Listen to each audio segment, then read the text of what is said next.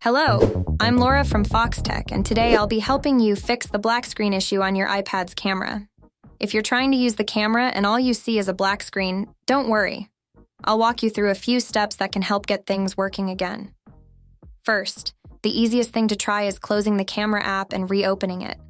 Sometimes, simply restarting the app can fix minor glitches. If that doesn't work, the next step is to restart your iPad. Hold down the power button and slide to power off. Once it's off, turn it back on and try using the camera again.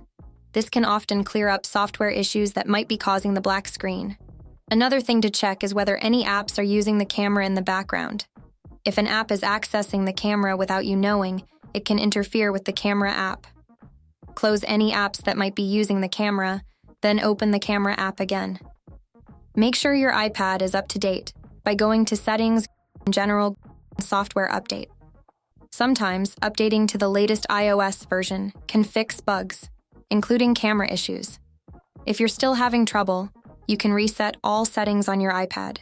This won't delete your data, but it will restore things like Wi-Fi settings and notifications to their defaults. Go to Settings, General, Reset all settings, and see if that helps. If none of these solutions work, you can try a force restart. For older iPad models, hold down the power button and the home button together until the Apple logo appears. For newer models, press the power button and the volume down button together. This can force the system to restart and clear up deeper issues. If you've tried all these steps and the camera is still showing a black screen, it's possible that there's a hardware problem.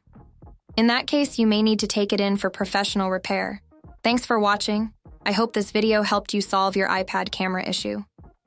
Don't forget to like and subscribe for more tech tips. See you later.